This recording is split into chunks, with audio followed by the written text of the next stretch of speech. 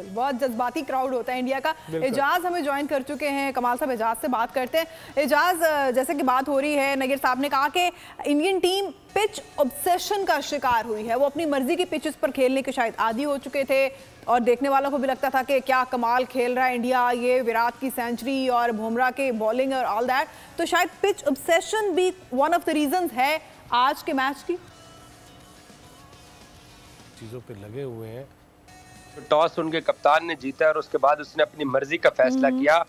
और हम अभी पिछले लास्ट आवर में भी बात कर रहे थे, मैं और सलमान मिर्जा, कि इंडिया ने जो आखिरी 5 वनडे मैच इस वर्ल्ड कप में जीते हैं वो इंडिया ने पहले बैटिंग की है, जैसे आज पहले बैटिंग की है, लेकिन उन्होंने 300 प्लस रन किए।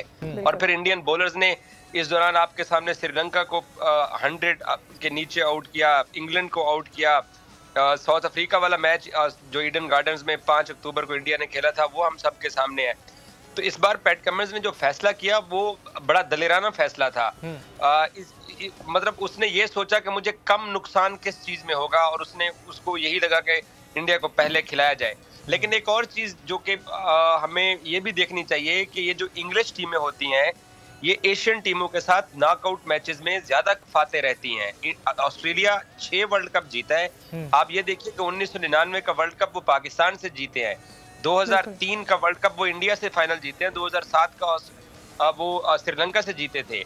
तो नॉकआउट मैचेस में और स्पेशली टाइटल के जो मुकाबले होते हैं वहाँ एशियन टीमें मेरे हिसाब से उस लेवल की उनकी मेंटल स्ट्रेंथ नहीं होती है कि वो इतने बड़े मुकाबले को जीत सकें। अगर इंडिया 2011 का वर्ल्ड कप जीता है अपने होम ग्राउंड्स पे तो फाइनल में श्रीलंका को हराया। अगर पाकिस्तान ने 2017 की चैंपियंस ट्रॉफी जीती तो पाकिस्तान ने एशियन टीम इंडिया को हराया है। तो अब ऑस्ट्रेलिया का रिकॉर्ड देख लें कि वो नॉकआउट मैचेस में आते हैं और फिर फाइनल जीत के चले जाते हैं। तो एशियन प्लेयर्स का भी थोड़ा प्रॉब्लम है कि ये बड़े ओकेजन के ऊपर अक्सर ही चोक कर जाते हैं। सही।